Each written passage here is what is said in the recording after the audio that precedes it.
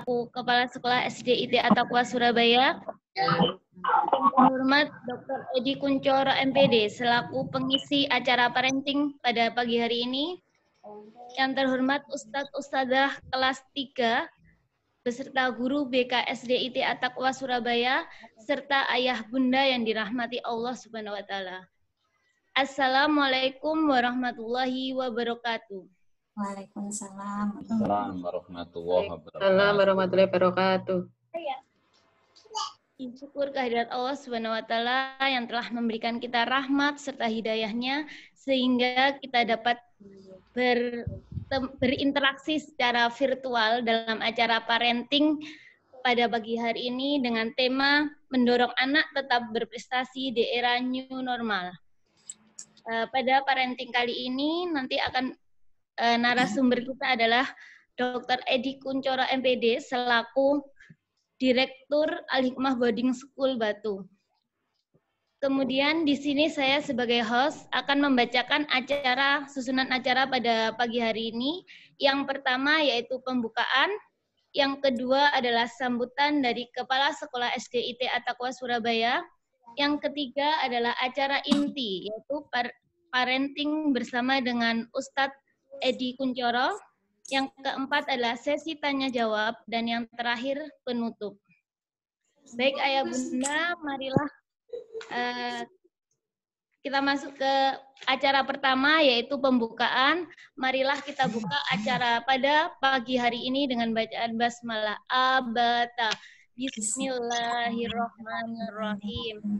Semoga acara parenting kita pada pagi hari ini dapat berjalan lancar dan tentunya bermanfaat buat kita semua. Amin, amin, ya robbal alamin. Lanjut ke acara yang kedua adalah sambutan Kepala Sekolah SD IT Attaqwa Surabaya. Kepada Ustadzah Mami Indrawati, kami persilahkan. Terima kasih, Sada Dewi. Assalamualaikum warahmatullahi wabarakatuh. Waalaikumsalam warahmatullahi wabarakatuh. Waalaikumsalam warahmatullahi wabarakatuh. Ya, alhamdulillah wa syukurillah. La haula wa la quwata illa billah. Asyhadu an la ilaha illallah wa asyhadu anna Muhammadar Rasulullah. Kita panjatkan rasa syukur kita kehadirat Allah Subhanahu wa taala yang telah melimpahkan banyak nikmat dan berkah pada kita semuanya, khususnya pada kondisi saat ini yaitu nikmat sehat. Semoga kita semua, Ustadz Ustadzah, ayah bunda, dan anak-anak kita semua, keluarga besar Attaqwa, senantiasa dalam lindungan Allah SWT. Tak lupa, salawat dan salam tercurahkan pada junjungan kita, Nabi Muhammad SAW, yang telah menunjukkan kita kepada jalan kebaikan. Yang saya hormati, Ustadz Edi Kuncoro, selaku guru besar kami, motivator kami, yang hari ini akan menjadi narasumber, memberikan materi parenting online, dalam upaya untuk kita saling menyemangati antara sekolah, orang tua, dan anak-anak kita. Semoga nanti parenting ini bisa memberikan manfaat bagi kita semuanya, okay? Karena kondisi pandemi ini, kalau dari data WHO ya, 1,2 miliar anak-anak harus belajar via daring. Nah, pasti banyak suka duka, banyak dukanya mungkin ya untuk ayah bunda yang harus beradaptasi, menggantikan posisi kami guru di sekolah harus mengajar juga di rumah untuk anak-anak kita. Sebelumnya kami ucapkan banyak terima kasih atas pendampingannya selama ini pada putra-putri kita semuanya. Semoga menjadi amal yang berlipat ganda, dan terima kasih juga kepada ayah bunda yang sudah bekerja sama dengan luar biasa dengan kami selama masa pandemi, meskipun harus beradaptasi dengan kondisi belajar di rumah, tapi insya Allah sejauh ini semuanya berjalan dengan baik dan lancar. Nah, memasuki era new normal gitu ya, apa yang harus kita siapkan untuk anak-anak kita, terutama dalam hal pendidikannya ke depan. Nanti kita akan sharing bersama dengan Ustadz Edi, bisa nanti juga tanya jawab dan sebagainya. Kami juga ucapkan terima kasih ayah bunda yang kemarin sudah hadir di sekolah untuk mengambil rapot Ananda. Mudah-mudahan hasilnya insya Allah semuanya memuaskan gitu. hal-hal yang dirasa kurang bisa berkonsultasi dengan guru kelasnya masing-masing. Itu yang saya sampaikan. Yang selanjutnya adalah insya Allah tahun ajaran baru, informasi dari pemerintah akan tetap di tanggal 13 Juli. Namun apakah di 13 Juli nanti anak-anak sudah bisa masuk atau belum, karena kita melihat kondisi dari zona di Surabaya juga, maka nanti akan kita informasikan lebih lanjut. Dan yang terakhir, mumpung masih Syawal, Ayah Bunda, kami ucapkan minal aidin wal faidin, mohon maaf lahir batin, barangkali selama ini kami ada salah, ada khilaf, mohon kami dibukakan pintu maaf yang sebesar-besarnya. Itu yang bisa saya sampaikan. Selanjutnya kita akan sharing bersama, dan terima kasih Ustadz Edi atas waktunya berkenan memberikan motivasi pada kita semuanya. Semoga apa yang nanti disampaikan bermanfaat. Terima kasih. Kurang lebihnya mohon maaf. Wassalamualaikum warahmatullahi wabarakatuh. Waalaikumsalam warahmatullahi Warahmatullahi wabarakatuh. Ya, terima kasih Ustazah Mami atas sambutan yang diberikan dan informasi terkait tahun ajaran bulan Juli yang akan datang. Selanjutnya acara inti, langsung aja ya Ayah Bunda, acara inti kita pada pagi hari ini yaitu parenting bersama dengan Ustadz Edi Kuncoro. Pada beliau kami persilahkan. Terima kasih Ustazah. Bismillahirrahmanirrahim. Assalamualaikum warahmatullahi wabarakatuh.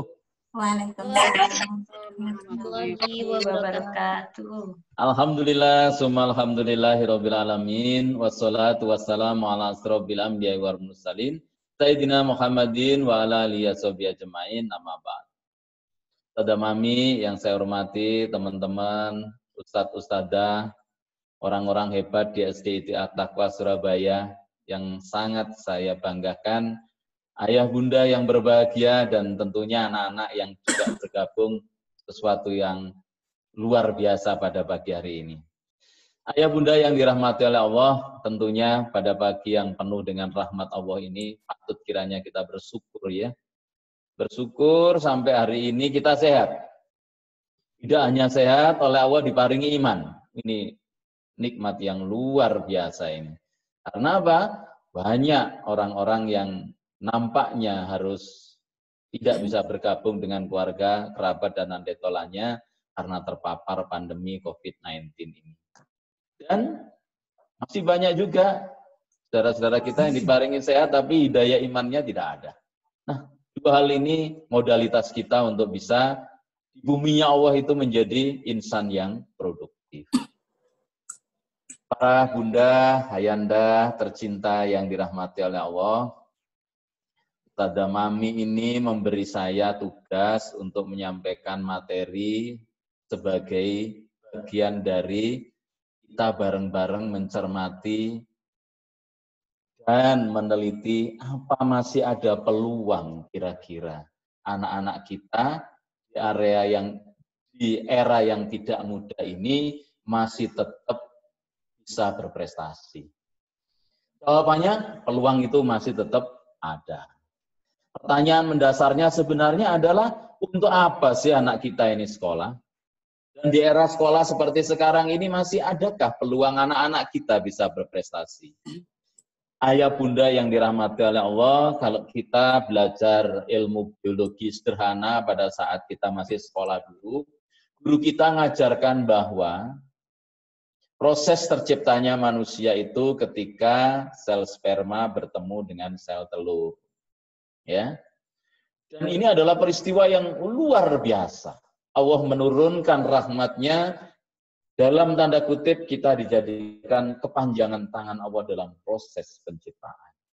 Dan dari kejadian sel sperma yang bisa masuk ke dalam sel telur ini, setelah dia berjuang, bersaing dengan ribuan, ada yang mengatakan jutaan sel sperma, hanya satu yang terpilih untuk bisa membuai. Artinya apa? Artinya dalam proses penciptaan manusia yang pertama, ya bunda, adalah proses sukses. Ya. Di antara yang bersaing sekian ribu, mungkin sekian juta, ini hanya satu yang ditakdirkan untuk sukses bisa membuahi sel telur. Sehingga apa? Kembali pada kesimpulan tadi, ini adalah proses sukses dalam proses penciptaan awal. Setelah 9 bulan 10 hari, lahirlah anak kita ke dunia. Kalimat pertama yang dia dengar adalah suara azan dari ayahandanya. Ya. Salah satu bagian dari suara azan itu adalah ajakan, dorongan, indoktrinasi dalam tanda kutip untuk menjadi orang sukses. Hayalul falah. Mari menuju ke kemenangan. Bahasa keren sekarang, come to success. Ya. Di proses awal, proses menang membuahi. Proses berikutnya begitu lahir adalah proses menanamkan. Pertama kali ya, data yang dimasukkan ke dalam memori anak kita adalah agar kita ini menjadi, agar anak-anak kita dan generasi kita ini menjadi generasi yang sukses. Ya, ini pemahaman yang pertama yang harus kita pahami bersama. Ya, al-falah adalah keberhasilan mencapai impian dalam tingkat keberhasilan yang hebat. Ya, boleh dikatakan ini adalah puncak dari kesuksesan seseorang. Ya, sukses apa? Sukses dalam segala dimensi kehidupan. Itu konsep pertama yang tidak ada dalam ajaran agama dan budaya masyarakat yang lain yang memiliki hanya orang Islam. Ya, ini hal pertama yang harus kita pahami. Berikutnya, setelah anak kita cukup umur, anak kita kirim ke sekolah. Ya. Untuk apa? Peluang sukses, pintu sukses itu makin terbuka lebar. Ya. Ini baru bisa manakala sifat kekanak-kanaan anak kita ini perlahan tapi pasti kita dorong menjadi sikap dan sifat kemandirian. Ya, ini penting karena apa? Profil orang sukses adalah pribadi yang mandiri. Dan sekolah yang baik pada masa ini adalah sekolah yang bisa mempersingkat masa kekanak-kanaan anak kita. Teringat saya pada apa yang pernah disampaikan oleh Sayyidina Ali bin Abi Thalib, didiklah anakmu sesuai dengan zamannya. Karena sungguh mereka menghadapi masa yang berbeda dengan masamu. Ya. Masa anak kita sekarang ini adalah masa di mana orang cekam, ketakutan, kekhawatiran akan adanya pandemi COVID. Gelombang pertama tsunami adalah COVID. Apakah hanya itu? Tidak.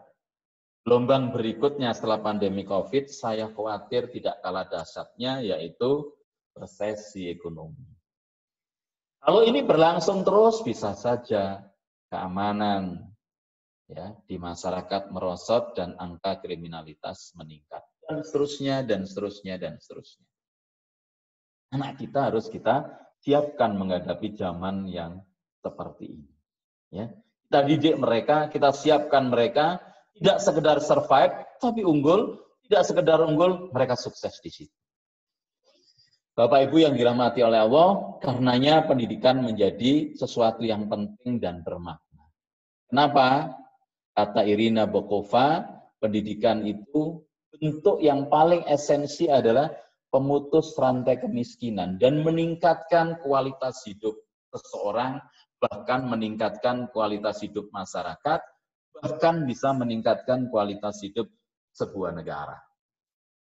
Ya, kalau kita teliti, kita kaji, kita baca informasi, maka negara yang maju itu biasanya identik dengan negara yang kualitas penduduknya, pendidikan penduduknya bagus. Dan kualitas pendidikan penduduknya bagus, biasanya juga kualitas kehidupan masyarakatnya juga bagus. Ya, ada tokoh hebat dari Afrika Selatan, Bapak Nelson Mandela, pernah mengatakan, education is the most powerful weapon which you can use to change the world. Pendidikan itu adalah senjata yang sangat powerful yang bisa digunakan untuk mengubah dunia. Mau berperang melawan kemiskinan, senjatanya pendidikan.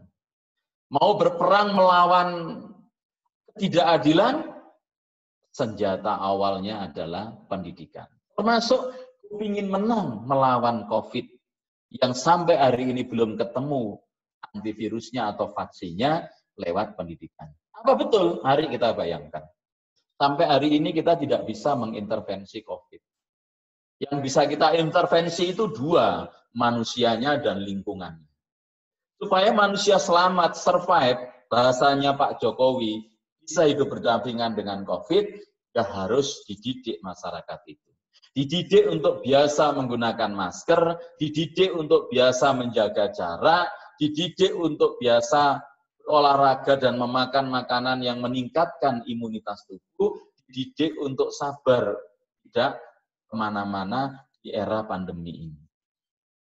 Demikian pula lingkungan bisa kita intervensi, kita ciptakan lingkungan yang kondusif agar kita bisa tetap produktif beraktivitas dengan segala keterbatasannya di era yang sekarang disebut dengan era new normal.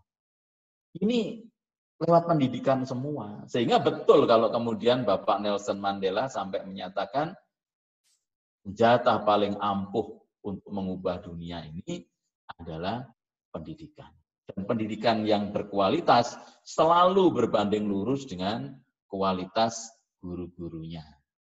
Dan partisipasi aktif dari orang tua, dari para peserta didik. Ini hal-hal penting mendasar yang harus kita jadikan bahan pemikiran kita bersama.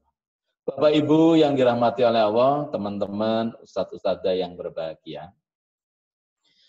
Pendidikan itu saya membayangkan social elevator, kayak tangga.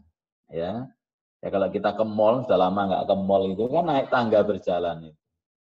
Nah, untuk sampai ke atas dengan mudah, kita membutuhkan tangga yang tidak seperti tangga yang ada di gambar ini, ya. Kita bisa menggunakan misalnya bentuk tangga yang lain. Ini tangga seperti ini, tangga tradisional. Kita bisa menggunakan tangga yang bisa berjalan sendiri. Makanya saya sebut pendidikan itu layaknya adalah tangga sosial yang bisa mengantar orang naik ke jenjang lebih tinggi. Sehingga pendidikan itu menjadi sebuah enabler, pemungkin untuk seseorang naik jenjang. Entah itu jenjang pendidikan itu sendiri, jenjang kehidupan sosial, jenjang kehidupan ekonomi, ataupun jenjang kehidupan spiritual. Itu semuanya lewat pendidikan. Ya. Agak mustahil sekarang ini. Kalau orang tidak memiliki pendidikan yang memadai, bisa meraih sukses. Ada sih, tapi jumlahnya tentunya bisa dihitung jari. Mungkin Bapak Ibu pakai contohnya, misalnya pemilik Facebook, ya itu kan juga tak lulus kuliahnya, atau pemilik aplikasi yang lain. Tapi dibanding orang-orang yang berpendidikan memadai, tentunya jumlahnya juga tidak bisa dibandingkan. Ya, sehingga apa? Pendidikan itu menjadi sesuatu yang penting. Ya. Saya menggambarkan ya, ketika pendidikan itu sukses, maka kita akan meminimalisasi orang-orang seperti ini. Apa ini? Sleeping partner. Acuh tak acuh, apapun yang ada di lingkungannya dia nggak ngurus. Atau mungkin yang kelewat berlebihan, seenaknya sendiri. Free rider. Ya. Kenapa? Ini orang-orang yang mungkin pendidikannya tinggi, tapi akhlaknya tidak bagus. Sehingga pendidikan itu sebenarnya ada 3 komponen yang harusnya digarap, diramu secara harmonis oleh sekolah, mulai dari sikap, pengetahuan, dan tentunya tidak bisa melupakan keterampilan. Ini penting ya, untuk bisa dijadikan program di sekolah apapun jenjang dan wujud sekolahnya. Ya, apalagi Bapak Ibu, kalau kita misalnya bergeser pemikiran kita di ulang tahun 100 tahun Indonesia tahun 2045 nanti, ya. Putra-putri panjenengan mungkin sekarang ada di usia ini. Ya, 10 sampai 19 tahun, kelas 3 ya. Kelas 3 itu kira-kira berapa ya, Ustazah Mami? Umurnya, Ustazah? Halo? Ya sekitar 9, 10. Nah, masuk ini kan? Iya. Ya, masuk ini kan, 09, 10 kan begitu ya? Nah, tahun 2045 nanti, mereka yang sekarang di usia kelas 3 SD, kelas 2, atau mungkin kelas 4, masuk di jenjang usia ini. 35, 44, 45, sampai 54. Ini jumlahnya terbesar loh. Berapa? Kisaran 45%. Ya. Jumlah terbesar nanti di sini ini. Dan mereka adalah usia-usia produktif. Boleh dikatakan ini adalah pemegang kunci kejayaan Indonesia. Kalau hari ini mereka dapat bekal yang optimal, pendidikan yang bagus, maka besar kemungkinan ketika mereka di usia ini, mereka adalah pewarna kehidupan Indonesia.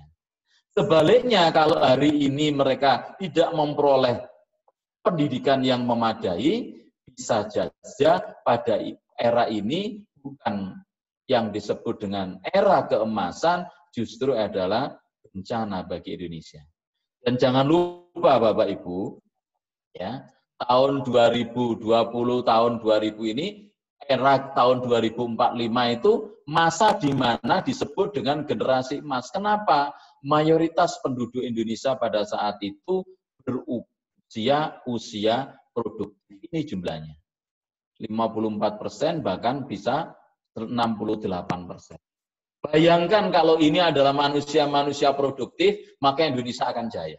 Tapi sebaliknya, kalau di era sekarang persiapannya gagal, ya, alasannya mungkin ada pandemi, cukup cuma punya alasan, maka Indonesia tahun 2045 nanti jangan diharapkan menjadi Indonesia yang berjaya. Ini PR kita bersama ini, ya. Sehingga apa? Kita bisa lebih agile, ya, lebih lincah dalam menyiapkan generasi kita mendatang. Yang terpenting dari itu semua adalah modalitas baik guru maupun orang tua untuk tidak mengalami rabun jauh. Ya. Apa itu? Ketidakmampuan melihat, memahami, bahkan memprediksi kira-kira tren ke depan itu seperti apa. Kalau kita miopik sekarang, gagal melihat tren ke depan, maka yang menjadi korban adalah anak didik kita. Kalau panjenengan ayah bunda adalah orang tua genetis anak-anak atau orang tua kandungnya. Kita sebagai pendidik adalah anak-anak didik atau anak-anak dakwah kita. Yuk bareng-bareng orang tua jangan sampai, dan sekolah tentunya, utamanya guru dan pimpinan sekolah, menjadi insan yang rabun jauh, tidak bisa melihat perspektif ke depan seperti apa, sehingga kita abelale menyiapkan anak-anak kita untuk sukses di masa depan. Kalau gagal ya seperti ini, ya. Kalau gagal bisa seperti ini, ya. Bayangkan ini kalau generasi kita ke depan itu isinya seperti ini. Apakah Indonesia masih ada? Ini pertanyaan mendasar. Satu sisi Bapak Ibu yang dirahmati oleh Allah, ya, saya panjenengan, saya orang tua wali murid juga, ya, guru-guru kita ini berhadapan dengan era ini. Ya, era mesin uap sudah ketinggalan zaman, mungkin sudah tinggal sisa di museum. Era pembangkit dengan energi listrik untuk produksi massal mungkin sudah bergeser era elektronika. Dan sekarang, suka atau tidak, siap atau tidak, sudah masuk ke era yang disebut dengan revolusi industri 4.0. Sialnya Bapak Ibu, sistem persekolahan kita, kalau kita mau jujur, itu masih sama persis dengan sistem persekolahan yang muncul di Inggris pada saat revolusi industri zamannya James Watt. Jadi sekolah di Eropa itu, di Inggris khususnya, muncul ketika industri membutuhkan tenaga kerja murah untuk menyelesaikan pekerjaan-pekerjaan di pabrik. Ya. Awalnya begitu, sekolah itu muncul begitu. Sehingga apa model persekolahannya, anak itu tidak penting kamu cita-citamu jadi apa, kepingin kemana, dikumpulkan dalam sekolah yang sama, kelas yang sama, jam mengajar, jam belajar yang sama, materi yang sama tanpa peduli kamu nanti kepingin cita-citanya jadi apa, enggak. Penting itu. Nah, di era ini, ya 200 tahun setelah revolusi industri yang pertama itu sampai hari ini, sistem sekolah masih sama. Kalau kita mau jujur, kurikulum sekolah, kurikulum 2013, masih memberikan materi yang sama, dan khusus untuk Indonesia, itu materi ajarnya banyak sekali.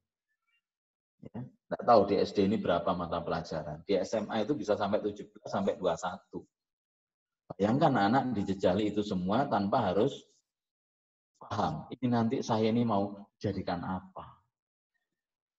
Nah, kalau guyonan saya begini, kalau sekarang ini ya, guru-guru di Inggris ya, di Jerman, di Belanda itu bangun dari tidur. Bangun dari bisa hidup lagi, terus kemudian ngajar di sekolah. Mereka nggak kesulitan. Kenapa? Sistem persekolahan sama dengan ketika mereka jadi guru. Padahal eranya sudah era Internet of Things, cloud computing, ya, nanoteknologi, artificial intelligence, itu sudah ke sana eranya. Ya. Ini yang jadi problematika yang mendasar dalam sistem pendidikan di Indonesia. Suka atau tidak, kita masuk di era seperti ini. Ya. Era di mana masyarakat kita dihadapkan pada perubahan yang tiba-tiba. Ya. Bahasa yang sekarang sedang keren adalah era disruption. Ya. Untuk awal-awal saya punya HP dulu adalah mereknya Nokia. Sekarang apa yang terjadi? Nokia sudah nggak ada itu. Ya. Ganti dengan merek-merek yang lain. Sudah hilang, sudah terdisruption. Ya. Nah, juga Bapak Ibu, terjadi sebuah pergeseran konsep. Ya. Ini perlu saya sampaikan di depan supaya kita punya sudut pandang yang sama. Kalau dulu zaman saya panjenengan masih sekolah, yang diunggulkan, yang dianggap sukses itu anak-anak yang pinter. Wujudnya apa? Ranking 1, juara ini, juara itu.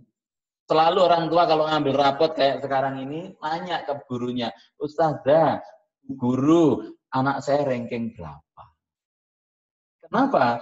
Benak kita ranking saat itu menjadi indikator anak kita sukses. Betul memang, tapi itu hanya satu belahan saja. Sukses di ranah akademik. Dan ini tidak menjadi jaminan sukses di masa yang akan datang.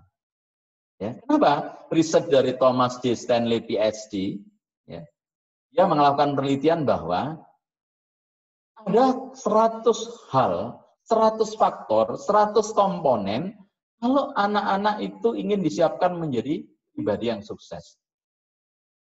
Dan uniknya, 1-10 dari modalitas sukses seseorang itu tidak ada urusannya dengan pinter atau tidak pinternya anak itu. Bahasa sederhananya 1-10 kalau dirumuskan ini namanya soft skill. Ya. Apa itu? Jujur, disiplin, good interpersonal skill, dukungan dari pasangan hidup ini bisa diganti dengan dukungan dari keluarga, orang tua tentunya. Punya etos kerja keras yang tinggi, tidak gampang bosenan, mencintai apa yang dikerjakan, punya kepemimpinan yang kuat, ya. Kepribadian yang kompetitif, pengelolaan kehidupan yang baik, good life management, bisa bagi waktu termasuk di sini. Dan punya ide-ide kreatif. Sementara kalau kita bicara EQ, nanti urusannya itu dengan ranking dan seterusnya, itu hanya ranking atau urutan ke-21 dari 100 soft skill yang pernah dikemukakan oleh Thomas J. Stanley ini. Ya, di sekolah favorit cuma ranking 23. Lulus terbaik cum laude itu cuma ranking 30. Sehingga benar Kalau kemudian ketika Rasulullah awal sebelum diangkat sebagai Rasul, diangkat sebagai Nabi, modalitas yang Allah berikan pertama adalah soft skill berupa kejujuran. Al-Amin. Maka agak heran saya kalau Bapak Ibu masih uber-uber anak-anak di sisi di luar 10 hal ini. Padahal 10 hal ini yang jadi modalitas awal. Ya, personal value seseorang itu ini. Ya. Bapak Ibu mestinya gelisah. Kalau Ananda itu misalnya nilainya bagus, tapi diperoleh dengan ketidakjujuran. Ananda itu pinter, tapi seenaknya sendiri, nggak disiplin. Ananda hebat, juara ini itu, tapi gampang bosen. Ya. Ananda misalnya bisa ini itu, tapi dia minder, tidak punya modalitas kepemimpinan yang baik. Kenapa? Modalitas utamanya di sini. Ini yang harus Bapak Ibu bareng-bareng garap dengan sekolah.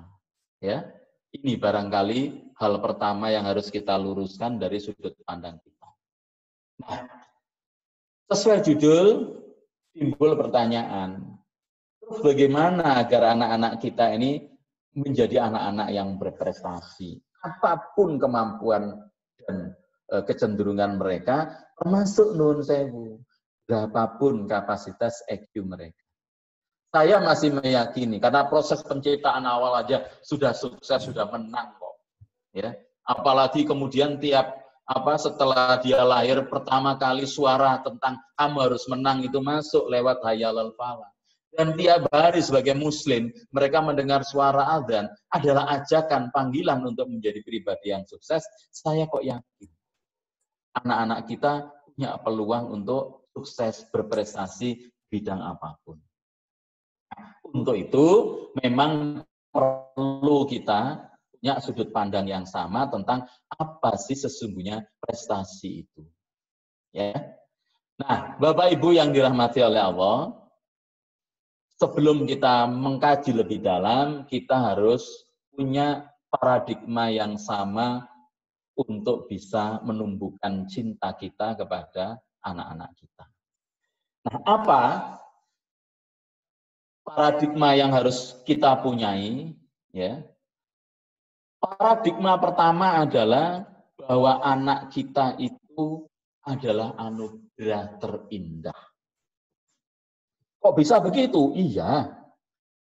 Sekaya apapun panjenengan, mobilnya tidak terhitung, rumahnya ada di berbagai tempat. Ya. Tapi rasanya belum lengkap, belum indah, belum komplit, kalau belum dikaruniai momongan. Ya. Banyak loh saudara kita, kerabat, teman kita yang ya hidupnya sepi karena belum dikaruniai momongan oleh Allah Subhanahu wa taala, sehingga berupaya lewat bayi tabung dan seterusnya. Itu karena apa? Karena ini menjadi penting bagi mereka. Yang kedua, ya, anak itu fitrah. Ya. Anak itu modalitasnya bagi saya fitrah, itu sukses. Nah, kenapa anak kemudian tidak menjadi sukses? Karena mungkin ibarat bibit yang baik. Kalau dia tumbuh di tanah yang gersang, apalagi tidak pernah disiram, tidak pernah dipupuk, gulma dibiarkan tumbuh, maka modalitas kesuksesan tadi juga tidak akan optimal. Nah, anak itu juga adalah cinta sejati kita. Ya. Kalau kita pikir ketika anak kita lahir, ya, dengan kondisi serba lemah, nggak bisa ngapa-ngapain, ya, malam pada saat kita terlelap, kita dibangunkan ketika dia harus buang air, buang kotoran dan seterusnya, kita tidak marah, ya. Bahkan kita dipipisi anak kita juga tidak marah, ya. Saya kok jadi sentimental cerita ini ya karena saya barusan punya cucu yang keempat umurnya 1,5 bulan, sehingga ini sebagai bentuk rasa bahagia saya. Senang sekali, apalagi saya sebagai kakek ini. Saya nggak sadar ternyata, ya. ternyata jauh lebih terwujud cinta itu kepada cucu daripada anak. Makanya bener orang Jawa. Utu iku abote kaya watu. Ya anak saya nangis, cucu nangis itu yang ditegur pertama ibunya, apa ya anak kok nangis di Karno. Yang ketiga adalah maaf ini saya menggunakan pakai tanda kutip, anak kita ini layaknya barang tambang. Barang tambang itu dari sononya sudah bernilai. Contoh misalnya emas. Emas itu ketika belum diapa-apakan sudah bernilai. Mahal itu. Menjadi lebih bernilai, lebih mahal lagi, lebih indah lagi, lebih berkilau lagi apabila diproses, dibentuk. Jadi perhiasan, jadi cincin untuk pernikahan sangat bagus. Ya, jadi kalung, jadi gelang dan perhiasan-perhiasan yang lain sangat indah. Apalagi kalau barang tambang itu, misalnya berwujud intan misalnya. Atau berlian misalnya, untuk berproses menjadi produk yang indah, ya, yang mahal, prosesnya juga tidak mudah.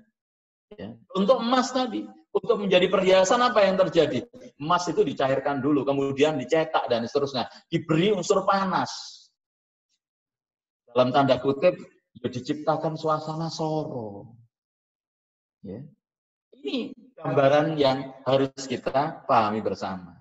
Makanya kalau ingin dalam tanda kutip produk kita ini produk yang hebat, maka proses yang harus kita berikan adalah proses yang berkualitas. Dan di dalam proses berkualitas ini tidak bisa dihindari.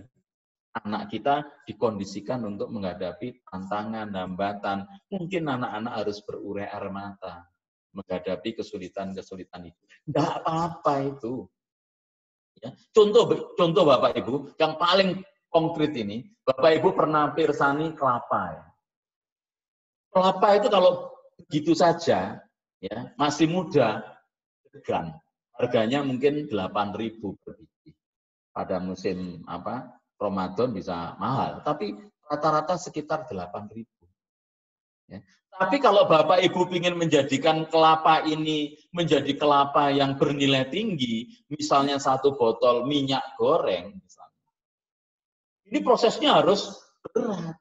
Pertama dibiarkan tua dulu. Sehingga waktu tempuhnya lebih panjang. Setelah itu dikupas sabutnya, pakai linggis. Setelah dikupas sabutnya, belum habis rasa sakitnya, dipisahkan dari tempurungnya. Istilah orang Surabaya itu dipacain. Dipeceli apa dipacain. Selesai? Belum. Kemudian kulit arinya digosok sampai hilang. Ya, bisa pakai parut yang agak kasar atau pakai pisau yang tajam. Berhenti? Enggak. Diparut lagi. Jadi parutan kelapa. Berhenti? Enggak. Diperes. Ya, sampai keluar santannya. Proses berikutnya justru jauh lebih menyakitkan. Apa itu? Direbus dengan panas untuk waktu yang agak lama sehingga sampai keluar minyaknya. Itu prosesnya. Makanya saya agak heran kalau orang tua kepingin anaknya sukses, tapi anaknya dieman-eman. Ya, nggak boleh ini itu. Ya, nggak boleh menghadapi kesulitan. Setiap kesulitan diambil alih orang tuanya. Saya khawatir nanti harapan Bapak Ibu akan jauh dari sukses. Ya. Ini. Bapak Ibu, ya, paradigma kedua yang harus kita pahami, semua anak kita ini cerdas. Anak saya itu loh nggak pinter, buktinya matematikanya cuma dapat 5, 6. Dia mungkin tidak pinter di matematika, tapi bisa cerdas di bidang yang lain. Ada anak Indonesia di Nusa Tenggara itu, sekolahnya nggak pinter, tapi pinter di kakinya dia. Setiap dia lari mesti pulang bawa piala. Tori itu kan. Dia kaya loh sekarang. Dari apa? Dari kecerdasan yang dia miliki, tidak harus cerdas di bidang matematika, fisika, kimia, di bidang olahraga. Ya. Prestasinya mendunia, mengharumkan nama bangsa. Ada orang yang kerjasanya musikal. Ya. Adik belajar, dia bisa memainkan gitar, memahami harmoni, dan seterusnya. Cerdas itu banyak dimensinya. Tidak hanya cerdas secara intelektual, bidang yang lain juga begitu. Ibarat wadah, untuk ngisinya harus disiapkan. Dibersihkan dulu, sehingga apa? Daya tampungnya bisa lebih banyak, dan yang lebih penting lagi adalah kuat dia menerima isi yang akan dimasukkan ke dalamnya. Dan jangan lupa, anak itu adalah pintu kebaikan kita. Ibaratnya kita berinvestasi untuk menjadikan generasi yang berkualitas, maka ketika kita ikhlas, ya, ketika kita tulus, itu kita kerjakan karena Allah, maka apa yang terjadi? Setiap yang dilakukan oleh anak kita berupa kebaikan-kebaikan itu, ya, jangan lupa orang tua juga memperoleh pahalanya di sisi Allah. Ya. Ini paradigma penting yang harus kita pahami. Dan anak adalah sahabat baik kita. Ya. Makanya saya heran ini, ketika anak-anak di rumah, ya, belajar di rumah, yang terjadi justru anak-anak menderita. Ayo sekarang saya tanya, ya, anak-anak belajar di rumah, nangis enggak? Halo? Pengakuan jujur orang tua, nangis enggak anak-anak di rumah ketika belajar sama ibundanya atau bapaknya atau kakaknya? Anak-anak itu mengeluh, apa Ustazah, sekolahnya masuk, kenapa? Enggak enak belajar di rumah, kenapa? Mamaku lu marah-marah terus. Nah, makanya Bapak Ibu jadi guru itu susah. Dengan ngurusi anak 1, 2. Ustazah Mami dan tim ini ngurusi anak sekolah, ini 1 kelas paling enggak 30, 40 mungkin. Ya, makanya luar biasa profesi guru ini. Kita doakan guru-guru kita ini sehat, sukses terus ya, gajinya nggak kepotong ya. Ini sedih nih wali, guru-guru ini juga sumpek ini nanti kalau begini terus, jangan-jangan ya gaji kami akan berkurang sementara kebutuhan kami tidak semakin berkurang ya. Bayangkan dia harus ngajar di rumah, apa yang dia butuhkan? Paket data. Jam mengajarnya ketokane enak, tapi enggak. Ya, karena mungkin sistem belum disiapkan oleh sekolah secara penuh, akibatnya apa? Mereka ngajar juga lebih dari 12 jam sehari. Ya, karena menyiapkan ini, menyiapkan itu, ngoreksi, dan seterusnya. Melayani bacaan Qur'annya anak-anak, dan seterusnya. Nah, ayolah, Bapak Ibu, ayo sekolah dibantu ya. Ya, mungkin, apa namanya, ya, barangkali saya berharap, saya juga wali murid, ya, yo kaget juga, mikir juga sebenarnya. Maksud sih, sekolahnya Roma kok bayari penuh. Awalnya berpikir begitu, tapi saya pikir dalam-dalam, iya yo, gurunya anakku ini juga butuh saya rambut. Lewat saya tertib memenuhi apa yang ditentukan oleh sekolah. Ya. Mudah-mudahan ini jadi amal jariah kita semuanya. Nah, setelah kita punya paradigma yang sama, maka sudut pandang kita akan semakin mengerucut. Ya. Untuk itu, prestasi itu apa? Ya. Kebutuhan berprestasi itu seperti apa? Ya. Cara anak-anak untuk bisa mengalami pengalaman sukses itu bagaimana? Ya. Yang pertama yang harus kita pahami, Bapak Ibu, yang dirahmati oleh Allah, prestasi itu bukan hanya angka, juara, peringkat, ranking, piala, dan seterusnya. Ya. Terlampau sempit prestasi kalau hanya itu. Maka saat sekolahan yang berprestasi mungkin cuma 6 anak. Kelas 1 ini, kelas 2 ini, sampai kelas 6. Ya. Padahal kadang-kadang itu tidak ada manfaatnya di kelak kemudian hari dalam kehidupan anak. Ya. Sekali lagi, sudut pandang kita harus sama. Memaknai prestasi yang dicapai oleh anak-anak kita. Prestasi bukan hanya angka, juara, peringkat, rapot, ijazah, dan seterusnya. Nah, terus kalau begitu, prestasi itu apa?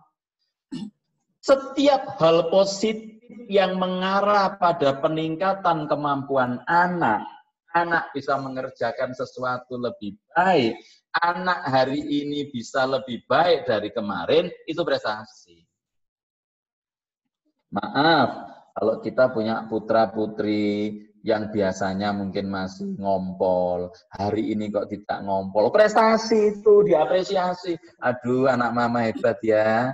Hari ini tidak pipis di celana. Pinter ya, Nak ya. Besok kayak kemarin ya, sebelum tidur ya, ke belakang ke pipis dulu di kamar mandi, setelah itu wudu. Biar apa?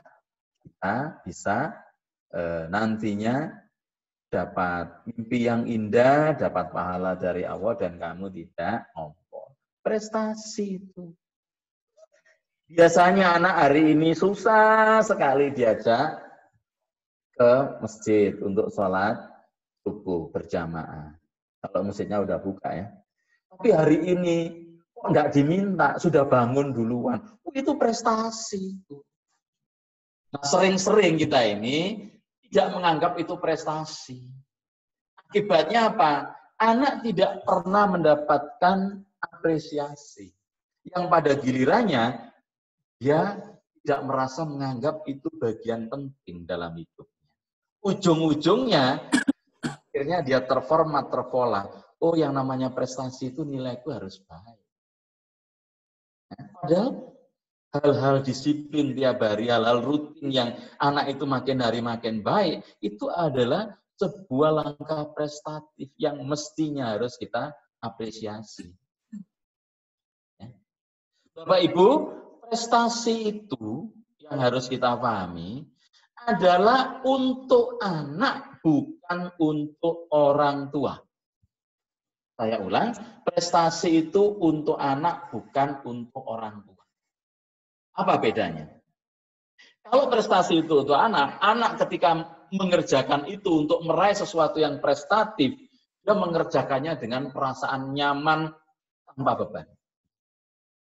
Tapi kadang anak itu dikondisikan, bahasa lunaknya, bahasa kencengnya itu dipaksa oleh orang tua, melakukan sesuatu yang dia tidak sukai.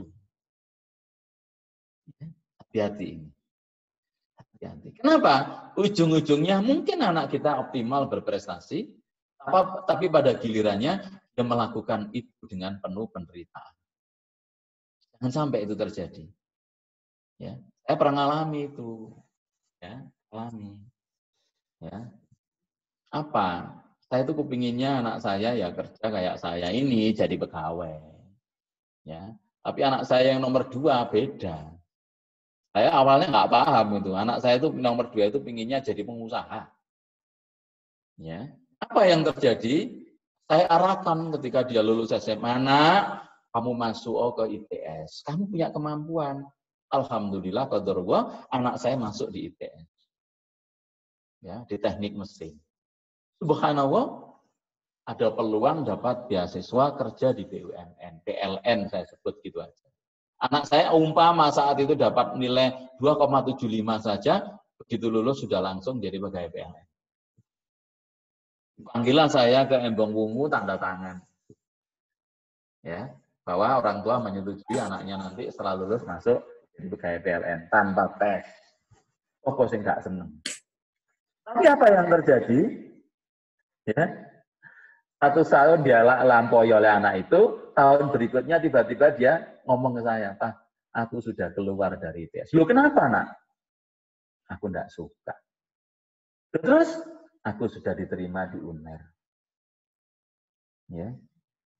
Diterima di mana? Jurusan manajemen. Aku ingin jadi orang yang berkecimpung di dunia bisnis. Wah, konflik kan orang tua dengan anak. Ya. Tapi apa yang terjadi? Anak saya nampaknya lebih bahagia dengan dunia barunya ini. Walaupun sebenarnya di mata saya, dunia bisnis ini penuh ketidakpastian. Tapi justru di situlah letak kebahagiaan anak saya. Ini contoh Bapak Ibu. Contoh betapa kita harus paham prestasi untuk anak, bukan untuk orang tua. Orang tua melihat harusnya kebutuhan anak bukan memperjuangkan keinginan sendiri. Bapaknya dokter, ibunya dokter. Wajar kan kalau anaknya diarahkan jadi dokter. Tapi apakah semua anak berkeinginan dari keluarga dokter, anaknya itu kemudian jadi dokter? Enggak. Saya punya pengalaman. Bapaknya dokter, ibunya dokter, punya rumah sakit. Anaknya diarahkan ke dokter dan sudah pesen ke orang sekolah ke saya, Ustadz tolong anakku nanti ya, dibantu cita-citanya harusnya jadi dokter. Harusnya jadi dokter. Nah, setelah sekian bulan, akhirnya apa? Anak baru ngomong, Ustadz, saya dulu nggak kepingin jadi dokter. Aku kepingin jadi programmer. Kenapa? Sejak kecil aku ini bau obat. Orang tua aku praktek di rumah, ayahku praktek di rumah sakit. Kalau kemana-mana, aku mesti diajak, suasananya adalah suasana rumah sakit. Aku nggak mau, Ustadz. Aku ingin jadi programmer. Ada kasus seperti itu, Bapak Ibu. Orang tua, kalau sudah paham prestasi untuk anak, tentunya bukan memberi target, tapi memberi tantangan. Ayo, kamu kan kepinginnya jadi ini. Kalau jadi ini, kamu harus prestasi di bidang ini, harusnya tidak berhenti di angka 8. Nah, harus bisa 10. Ya. Kalau bidang ini nggak apa-apa, karena apa? Ini tidak secara langsung berperan dalam menunjang keinginanmu, cita-citamu. Tapi bidang ini harus kamu ingin jadi dokter kan? Biologi, bahasa Inggris, matematika harus bagus. Sejarah sama PKM nggak apa-apa lah. Nilainya nggak bagus-bagus amat. Bahasa daerah mungkin sesuai KKM aja nggak apa-apa orang tua. Ayah bunda nggak masalah. Tapi untuk ini kamu harus bagus nak. Memberi tantangan. Nah, kalau sudah begitu, orang tua yang baik akan mendampingi anak, bukan ngawasi atau kontrol. Ayo, kamu ngapain sekarang? Nah, gitu dan seterusnya. Ini akibatnya apa? Anak tidak bisa menjadi sahabat baik bagi orang tua, atau orang tua mata anak bukan sahabat yang menyenangkan. Panjenengan tidak iri, anak-anak itu lebih enak curhat dengan ustadz-ustadzanya dibanding dengan panjenengan. Kenapa? Mereka merasa bahwa ustadz-ustadzanya lebih care, lebih peduli, lebih menyenangkan diajak ngobrol daripada orang tua. Nah, sekarang kita melihat kebutuhan anak. Itu seperti apa, Ibu Bapak? Yang pertama, kenali karakter kepribadian anak secara objektif. Termasuk kenali kelemahan dan kekurangan anak. Terima kekurangan anak secara bijak. Bangkitkan, ya, tonjolkan kelebihan anak untuk menjadi prestasi yang membuat dia bisa merasa percaya diri. Ya. Jangan kemudian mengukur anak kita dengan ukuran yang bukan anak kita. Kadang-kadang kita tanpa sadar membandingkan anak kita misalnya 2 atau 3, ya, apalagi anak pertama mungkin takdirnya nggak seberapa pintar. Sering dijadikan bahan bullying di rumah dibandingkan dengan adiknya. Pulang dia cerita, Ma, hari ini matematika dapat 7,5, Ma. Apa 75? Alah cuma segitu aja dipamerkan ke mama. Ya. Adikmu itu loh. Dapat 9, masuk kalah kamu sama adikmu. Minder anak. Ya.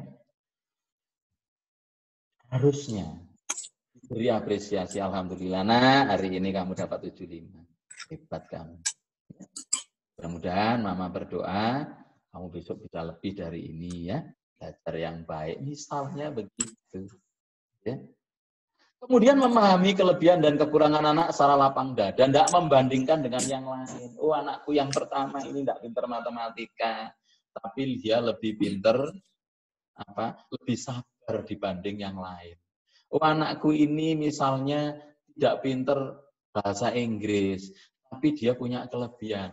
Hafal Al-Qur'annya lebih cepat dibanding yang lain. Tidak bisa dicampur aduk seperti itu. Anak kita bukan Superman itu. Nah, sesudah itu, ketika kita tahu kebutuhan anak dan potensi anak, kita buatkan program sesuai dengan analisis kebutuhan anak. Dan sadarilah bahwa setiap anak itu unik. Masing-masing punya kelebihan dan kekurangan. Jangan terus berpaku pada kekurangan anak, sehingga kita kadang-kadang abai pada kelebihan anak. Justru dengan kita ini fokus pada kelebihan anak, insya Allah prestasi anak akan bisa menjadi lebih moncer. Yang pada gilirannya ketika anak kita sudah berprestasi, dan prestasi itu diapresiasi, percaya diri anak meningkat. Dan kalau orang itu sudah percaya diri, percayalah, peluang untuk sukses dalam hidup ini sudah diambang pintu. Yang kedua, Ibu Bapak, yang tadi saya sebut di depan adalah memberi tantangan. Detailnya seperti apa? Ya. Kita bangun dengan logika yang bisa dipahami anak tentang manfaat sebuah prestasi. Nah, kalau kamu pinter di sini nanti, kamu kelak bisa jadi ini. Nggak apa-apa deh. Mama bisa paham kok kamu kalau nggak pinter matematika. Kamu mungkin nggak pinter bahasa Inggris. Tapi kamu, saya melihat loh ya, punya kelebihan misalnya di bidang menggambar. Siapa tahu kamu nanti menjadi desainer, desainer baju muslim. Sehingga apa? Setiap orang memakai bajumu, kamu dapat pahalanya Allah dari Allah. Kenapa? Orang itu menutup auratnya. Nah, seperti itu. Sehingga apa? Anak terdorong. Ya. Pak, Bu, pada gilirannya kok hanya satu bidang saja yang nantinya bisa menjadi ikon sukses seseorang. Saya belum pernah memperoleh gambaran orang itu sukses di hampir semua bidang kehidupan. Ya. Einstein itu cerdas dan jenius di bidang fisika. Mungkin dia tidak cerdas dan jenius di bidang masak. Mungkin kalah dengan chef. Chef itu melihat bumbu, melihat bahan itu sudah terbayang nanti jadi masakan ini, rasanya kayak begini, prosesnya begini, itu sudah langsung tergambar dan secara otomatis tangannya bergerak untuk mewujudkan itu. Berikutnya Bapak Ibu memberikan kepercayaan anak untuk melakukan aktivitas dengan caranya anak. Saya ulang, dengan caranya anak. Kadang-kadang kita ini tidak sabar. Contoh, ada PR prakarya. Bawa pulang ke rumah. Anak mengerjakan mungkin tidak sesuai harapan kita. Ya, kok elek sih? Warnanya kok nggak harmonis ya? Bentuknya kok nggak presisi ya? Sehingga kita nggak sabar. Sudah Mbak, sini, Mama bantuin. Bukan Mama bantuin, mamanya yang ganti mengerjakan. Apa yang terjadi? Orang tua telah merampas hal penting dalam kehidupan anak, yaitu apa? Anak berproses. Berproses itu penting. Ya. Karena dalam berproses itulah skill anak akan diasah untuk semakin meningkat. Ya. Kemudian yang ketiga, kita harus memiliki sikap bijak menghargai keputusan-keputusan yang diambil oleh anak. Ya. Anak kita, ya jangan heran kalau yang pinter gambar, hal-hal yang berbau gambar, dia paling banyak habiskan uangnya untuk itu. Ya. Sejauh itu tidak melanggar agama, tidak membahayakan anak, anak diberi kesempatan untuk ngambil. Diajak kemana-mana, oh mau beli apa Mbak? Saya mau beli buku gambar sama cat minyak. Jomboannya, jangan beli itu aja loh, di rumah itu masih ada dan seterusnya. Kadang-kadang kita begitu. Bahkan jangankan kok itu, untuk hal-hal yang kadang-kadang sederhana, saya menganggapnya sepele. Anak diajak ke mall misalnya, ayo mama belikan baju. Mungkin pilihan anak, warnanya nggak cocok dengan mamanya. Ribut. Pokoknya kalau warna itu yang kamu pilih, mama nggak mau belikan, nggak mau bayarin. Mau bayar sendiri. Lah, ini. Ya. Sehingga untuk pilihan-pilihan misalnya anak menekuni bidang-bidang tertentu, kadang orang tua lebih menonjolkan egonya daripada memberikan ruang kreatif pada anak. Ya, batasi Bapak Ibu dalam urusan reward dan punishment. Kalau saya boleh usul, jempol kita harus lebih banyak kita tonjolkan, ya, daripada punishment. Ya. Bukan berarti punishment tidak boleh. Oh boleh kalau memang anak sudah ada batas di mana harus anak itu diberi sanksi. Tapi jangan kemudian dikit-dikit sanksi. Apa yang terjadi? Anak takut melakukan kesalahan. Anak takut melakukan kesalahan itu berdampak kreativitasnya tidak akan optimal berkembang. Ya. Jauh itu tidak membahayakan dan sejauh anak menyadari kesalahannya, rasanya boleh-boleh saja. Anak itu boleh salah, yang tidak boleh bohong. Pekerjaan anak itu boleh tidak sempurna, yang tidak boleh tidak dikerjakan. Atau dikerjakan oleh orang lain. Ya. Yang ketiga, mendampingi anak. Apa sih mendampingi anak itu? Hal pertama adalah kita harus belajar jadi pendengar yang baik, yang penuh perhatian kepada anak. Ya. Kadang-kadang kalau kita misalnya ya, Bapak Ibu jemput sekolah misalnya, pertanyaannya selalu memaksa anak jawabnya itu ya, tidak, enggak, ya. Kenapa? Pertanyaan kita yang salah. Kamu tadi dapat berapa? Ya segitu itu. Bagaimana pelajaran di sekolah tadi? Ya begitu itu sih, Mas. Nah, bagaimana kalau dibalik? Nah, apa yang kamu rasa menyenangkan tadi di sekolah hari ini? Positif kan? Ya. Anak kemudian perlahan-lahan cerita. Ya. Ustazamu itu baik loh, gini. Menurutmu gimana? Anak mulai cerita. Dan ketika anak cerita, kita adalah belajar menjadi pendengar yang baik.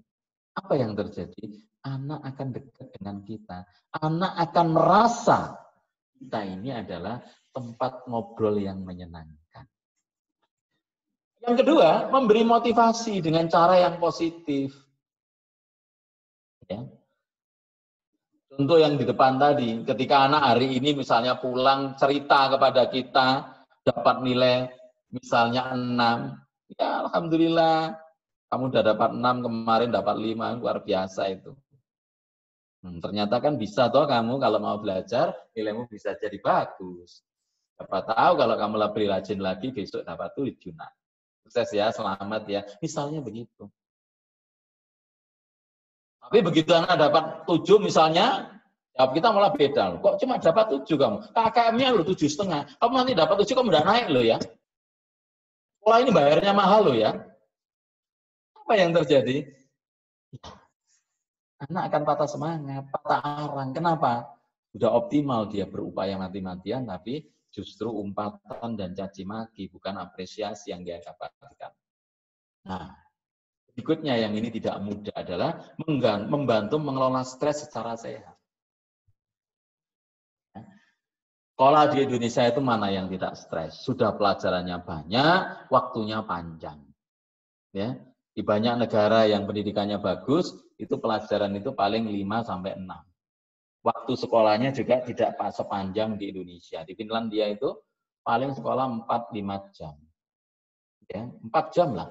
Pelajarannya cuma 6 misalnya. Sehingga tingkat stres di sana tidak tinggi. Di sini tingkat stresnya tinggi. Ya, sekolah sampai sore, pulang sekolah les. Di malam setelah les pulang sudah sebentar ngaji. Ya, bayangkan beban anak itu. Apa yang terjadi? Menghadapi situasi seperti ini, jangan kita ini menjadi stresornya, penambah stres. Target habis-habisan, padahal kita tahu anak kita tidak optimal di situ, tidak kuat di situ. Jadinya apa? Stres. Bukti kalau anak stres itu sampean lihat. Ya. Pelariannya adalah pada hal-hal yang sulit untuk kita kendalikan. Game, ya, kemudian main tidak berhenti-berhenti dan seterusnya. Ya. Terus kemudian banyak menyia-nyiakan waktu berharga. Tapi kalau anak itu belajar dan beraktivitas tanpa perasaan stres, maka percayalah itu lebih bermakna dalam kehidupan anak. Ya. Terus kemudian kita tidak bosan memberikan apresiasi apapun hasilnya. Misalnya anak gagal, tidak apa-apa, nak, kamu hari ini tidak berhasil, insya Allah besok. Ya. Belajar masak misalnya diberi kesempatan karena anak-anak kan di rumah ya. Ayo sekarang kita coba membuat donat kentang. Libatkan anak. Mungkin hasil pertama nggak bagus anak-anak. Wah, ya, gimana mah? Ya bagus ini untuk kamu orang yang pertama belajar, luar biasa ini. Besok kita belajar lagi ya, kita beri ini. Tapi minggu depan ya, karena kalau besok kita bosan nanti siapa yang makan. Ya. Apresiasi itu ujungnya adalah membuat anak merasa bahwa apa yang dia kerjakan itu tidak membuat hati orang tuanya sakit. Apa hal berikutnya? Anak lebih percaya diri untuk mengeksplor kemampuan. Kemudian yang kelima, Bapak Ibu, dari program mendampingi anak itu, mengingatkan ketika etika tidak tepat. Bukan berarti ketika anak-anak itu berbuat hal yang tidak baik, kemudian kita diamkan karena kita terpaku pada memberikan motivasi positif. Kalau anak dalam batas tertentu itu melakukan sesuatu yang tidak etis, tidak baik, maka orang tua wajib untuk mengingatkan dengan cara yang baik. Dan setelah diingatkan, dia sadar kewajiban orang tua untuk tidak menjadikan bahan memojokkan anak. Tentu, ayo, kamu kayak kemarin toh, mau begini kan? Nah, kalau ini yang terjadi apa? Loh, anak bisa merasa dihakimi terus untuk kesalahan yang sudah dia sadari dan dia sudah meminta maaf. Kemudian yang keenam dari proses mendampingi anak ini adalah memposisikan diri dalam berbagai peran sesuai dengan situasi dan kondisi. Artinya apa? Jangan dalam proses mendampingi itu kita mendominasi, mengambil alih. Banyak anak-anak itu tidak optimal di sekolah dasar itu karena kesulitan itu diambil alih oleh orang tuanya. Kesulitan itu dipindahkan ke guru les. Kesulitan itu dipindahkan ke orang yang mendampingi anak ketika mengajar. Bagian penting dalam peran kehidupan anak yaitu proses belajar menjadi tidak optimal. Bukankah pendidikan itu adalah proses perubahan, Bapak Ibu? Perubahan apa? Dari tidak tahu menjadi tahu, dari tidak bisa menjadi bisa, dari tidak terampil menjadi terampil.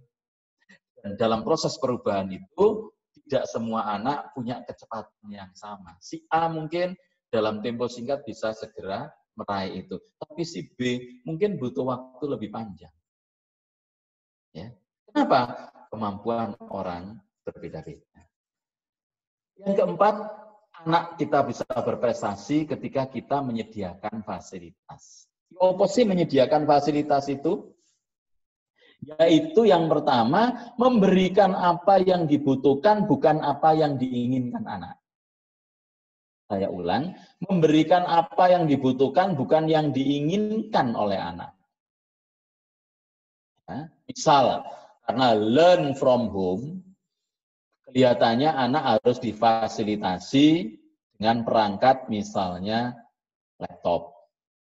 Ya, sediakan aja laptop dengan fasilitas sederhana. Toh pelajaran SD yang online itu tidak serumit yang kita bayangkan. Tapi anak mungkin melihat temannya kok dibelikan oleh orang tuanya laptop yang untuk standar game, dia minta yang ini aja loh.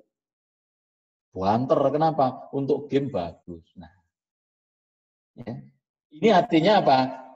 Kalau kita turuti berarti kita memberi apa yang diinginkan, bukan yang dibutuhkan oleh anak. Dan jangan lupa, ketika anak meraih itu semua harus dalam sebuah proses perjuangan. Mama akan belikan kalau kamu begini. Dan setelah barang itu dibelikan, nah barang ini adalah dibeli pakai uangnya mama dan uangnya papa. Ini saya titipkan ke kamu.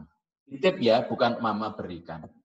Oh, mamanya temanku nggak gitu bahasanya. Enggak, ini pokoknya kalau kamu mau, ini adalah barangnya mama yang mama titipkan untuk kamu. Pesan mama kalau kamu mau menerima, barang ini harus kamu gunakan untuk ini. Begitu kamu gunakan untuk hal-hal yang tidak baik, karena ini milik mama, saya minta kembali. Begitu caranya. Kalau sudah begitu apa yang terjadi? Anak akan berhati-hati dalam menerima amanah yang diberikan oleh orang tuanya. Dan proses untuk mendapatkan ini harus penuh dengan perjuangan. Mungkin Bapak Ibu dengan mudah bisa membelikan. Tapi ketika anak itu meraih itu, dapat itu, melalui suatu proses perjuangan, itu anak akan merasa bahwa di benaknya, di alam bawah sadarnya mungkin sesuatu itu memang harus diperjuangkan. Sukses itu harus diperjuangkan, bukan diraih dengan cara yang mudah. Nah, yang ketiga, ketika fasilitas itu diberikan, bangun komitmen.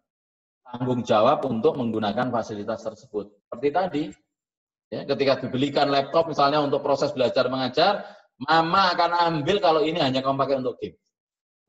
Boleh kamu pakai game sehari cuma 1 jam misalnya. Itu pun hari Sabtu atau hari Minggu. Di luar itu nggak boleh. Bangun komitmen. Kalau itu yang terjadi, anak akan sadar bahwa ini adalah bagian dari kepercayaan yang orang tua berikan kepadanya. Ya, Bapak Ibu yang dirahmati oleh Allah, ya.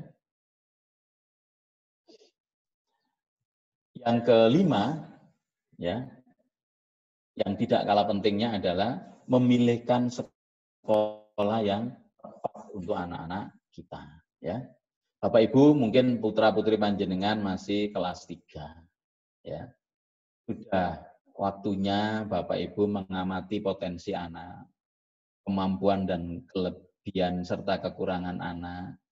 Terus kemudian dengan pasangan hidup merancang masa depan anak sesuai visi dan misi keluarga. Kira-kira nanti anak kita cocok di mana ya? Ada sebuah cerita yang sangat mengharukan Bapak Ibu. Saya punya murid, anak ini tidak pinter di hampir semua bidang studi. Bapaknya lulusan perguruan tinggi teknik yang cukup prestisius di Republik ini, dan dia punya perusahaan. Ya. Mimpinya pokoknya anaknya harus ahli teknik. Salah? Enggak. Karena apa? Bapaknya punya background itu, punya pabrik lagi. Ya, tapi anaknya enggak pinter. Sehingga apa? Hari-hari yang dilalui anak itu stres saja. Anak ini perempuan. Waktu itu saya kepala sekolah SMP. Apa yang terjadi? Anak ini akibatnya apa? Maaf ini ya, saya harus cerita di sini. Akhirnya menjadi amburadul. Ya. Jadi kalau sudah waktunya pelajaran matematika, kepalanya pusing, berdenyut-denyut, ya, kalau dipaksakan dia pingsan di dalam kelas. Akhirnya kita kirim ke BK. Kita istirahatkan di UKS kadang-kadang. Nah, setelah diskusi cukup alot dengan orang tuanya, akhirnya orang tuanya bisa memahami kemampuan anaknya. Ujungnya, saya sarankan, putrinya jenengan ini pinter masak loh. Kenapa Anda dieksplor di situ? Lu mosok cuma jadi tukang masak, Ustaz, anakku. Loh, jangan salah. Saya tidak menganjurkan anak jenengan jadi tukang masak. Siapa tahu dengan potensinya itu dia punya usaha yang tidak kalah dengan panjenengan lewat dunia kuliner. Betul Bapak Ibu, akhirnya anak itu masuk SMA. Lalu orang tuanya pertama, kok anakku sekolah kejuruan SMK. SMK jurusan boga. Nah, begitu anak masuk ke sana, subhanallah, prestasinya luar biasa. Belum lulus itu loh, dia sudah dapat duit dari penjualan produk boga yang dia tekuni. Itu menjadi semakin anak percaya diri. Ya, apa yang terjadi? Maaf Pak, aku tidak perlu sekolah sampai sarjana. Aku kursus saja ini. Beberapa kali dia kursus masak di dalam negeri. Nah, suatu hari berkesempatan ambil kursus di luar negeri. Sekarang punya perusahaan bakery yang sukses. Ya. Pinter, tapi dia punya kelebihan. Ini golekno sekolah yang cocok. Ya. Sekolah yang bagaimana? Sesuai dengan kemampuan anak. Sekolah yang bagaimana? Sesuai dengan visi misi keluarga. Jangan kemudian anak dipaksa dalam tanda kutip memakai baju orang tua. Untuk ibundanya dulu karena satu dan lain hal gagal jadi dokter. Sehingga obsesinya pokoknya anakku jadi dokter. Tapi kok misalnya? Nah, padahal anaknya mungkin tidak punya kemampuan di situ. Hasilnya apa? Ya tidak optimal anak itu. Ya.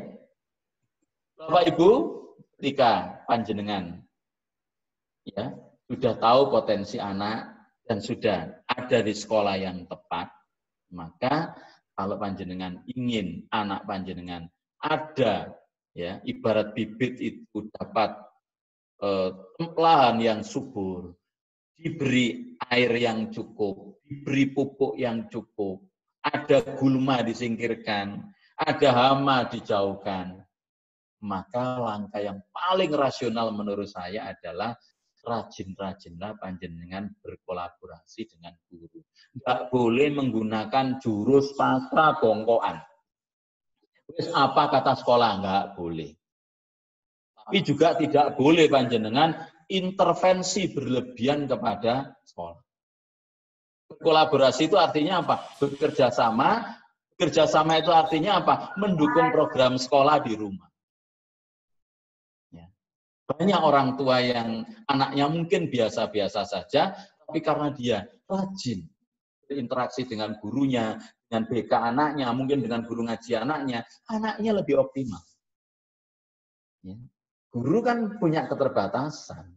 Kalau jenengan rajin berinteraksi dengan gurunya, minimal putra-putri panjenengan dapat perhatian yang lebih dari gurunya. Karena apa? Ya, mamanya ini. Bukan berarti terus kemudian kolaborasi itu dalam bentuk jenengan memberikan ini itu pada guru, enggak. Ya. Tapi setidaknya panjenengan sering menanyakan, anak saya di sekolah gimana? Ustaz. Ngajinya bagaimana? Baca Al-Qur'annya bagaimana? Perilaku yang belum baik di sekolah anak saya kayak apa? Saran ustadz-ustadzah seperti apa? Loh itu, kalau panjenengan sudah bisa seperti itu, yakin saya, putra-putri panjenengan akan prestasinya melejit. Barangkali Bapak Ibu 6 hal ini yang bisa saya sampaikan.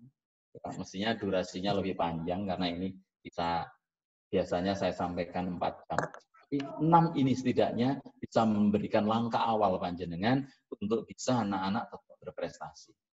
Sekali lagi, pandemi ini tidak bisa segera berakhir.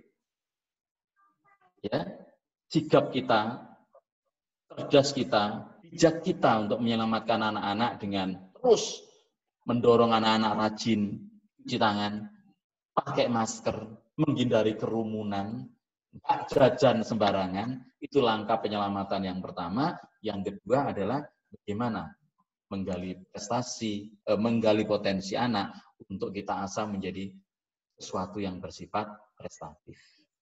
Barangkali itu yang bisa saya sampaikan. Ibu bapak yang dirahmati oleh Allah, kalau masih ada sisa waktu, saya senang kalau ada diskusi dalam bentuk tanya jawab.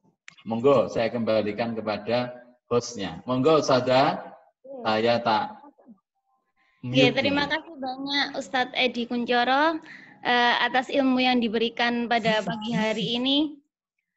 Insya Allah ini bermanfaat sekali nggih buat kita semua. Nggih, Ayah Bunda, ini waktunya adalah sesi tanya jawab. Monggo Ayah Bunda yang ingin menanyakan kepada Ustadz Edi bisa di-unmute dan lambaikan tangan nggih.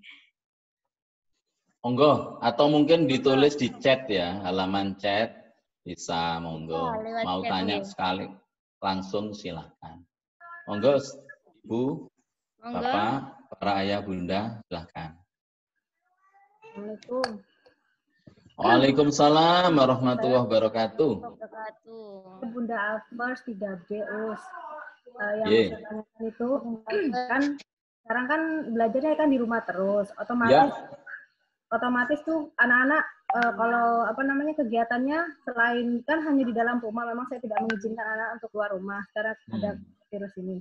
Akhirnya ya sudah mau tidak mau yang dipegang adalah HP dan main game. Saya sudah bilang harus setiap hari coba untuk membaca buku. Saya kan memang punya koleksi buku tentang Rasul dan lain sebagainya.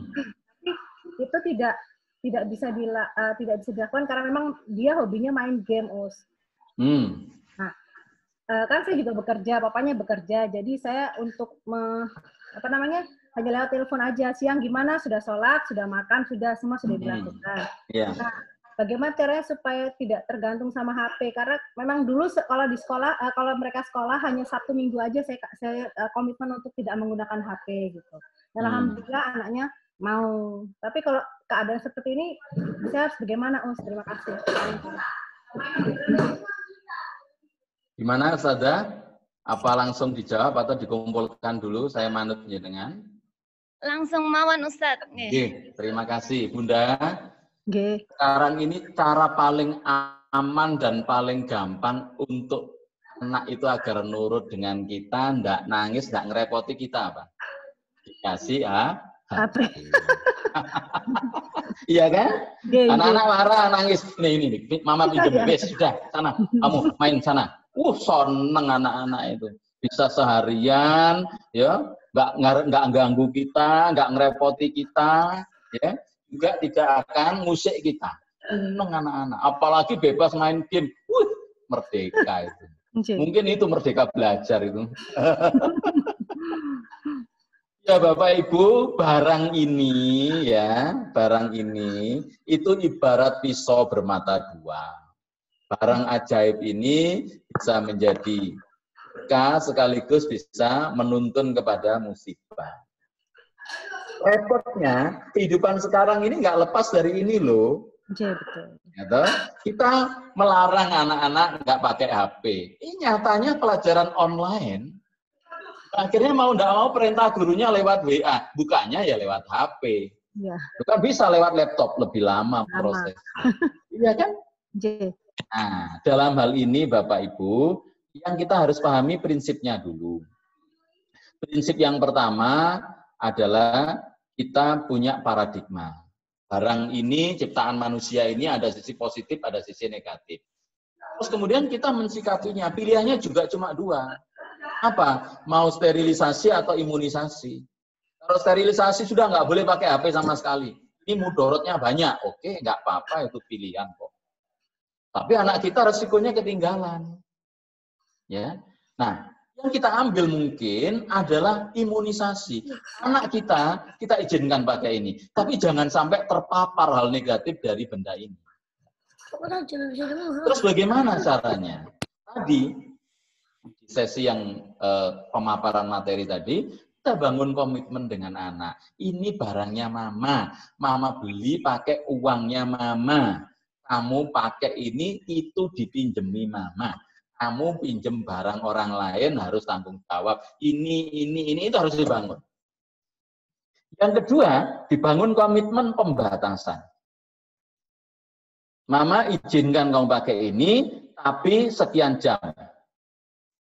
Kalau enggak, mama enggak mau kasih. Dua. Yang ketiga, ya, anak juga harus disadarkan bahwa barang ini bisa membawa kepada murkanya Allah. Untuk itu panjenengan tunjukkan. Nah, ini kalau kamu kerjakan, murkanya Allah akan turun. Kenapa? Kamu mulai melalaikan kewajiban, sholatmu terlambat. Yang kedua, yang kamu tonton ini barang-barang enggak baik. Dosa, nak. Mama nggak mau masuk neraka nanti gara-gara mama punya anak yang terjerumus dosa lewat dosa mata gara-gara ini. Hal-hal seperti ini harus dibangun di depan. Dan yang keempat, di rumah harus dibangun sebuah komitmen bersama. Ada satu jam tertentu, misalnya jam 5:30, pokoknya maghrib sampai jam 8, tidak ada satupun orang di rumah yang pegang HP, nonton TV, atau pegang laptop. Bisa enggak begitu? Insya Allah bisa, Us. Karena apa? Anak-anak pegang ini kan kita yang ngasih. Beli pakai uang kita. Ya. Kalau memang anak-anak sudah mulai kecanduan, ya diambil aja.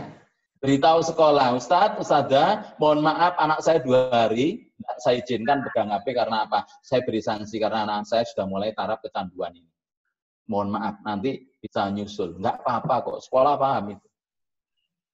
Ajak gurunya diskusi. Ajak kepala sekolahnya untuk membantu menyelesaikan problematika anak-anak. Nah, persoalan muncul ketika kita ini tidak tegas kepada komitmen yang telah dibangun. Anak dilarang pegang HP. Kita ini enggak lepas dari HP. Ini akhirnya apa anak? Mama sendiri boleh, aku nggak boleh. Enggak anak. Tapi bayangkan kalau di rumah nggak ada yang pegang HP. Dia akan riko kalau kemudian mau pegang HP. Iya kan? Udah, komitmennya mulai jam 6 sampai jam 8 nggak ada yang pegang HP. Kalau perlu HP ditaruh di meja, dijejer gitu. Boleh dipegang kalau ada telepon masuk saja, misalnya.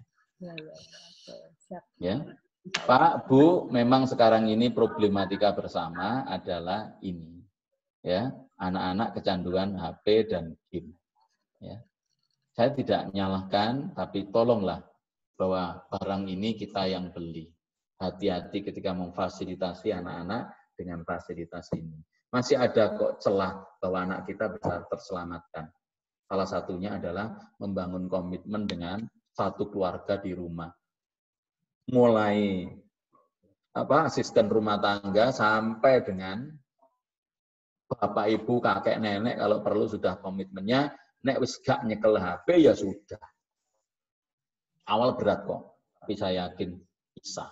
Begitu Bunda, barangkali jawaban saya. Mungkin ada pertanyaan yang lain, sami-sami Bunda. Nggih.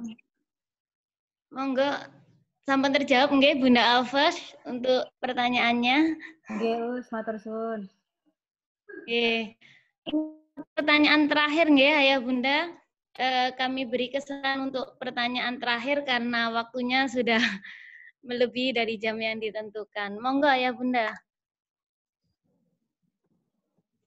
Monggo, barangkali ada yang berkenan untuk sharing, silahkan.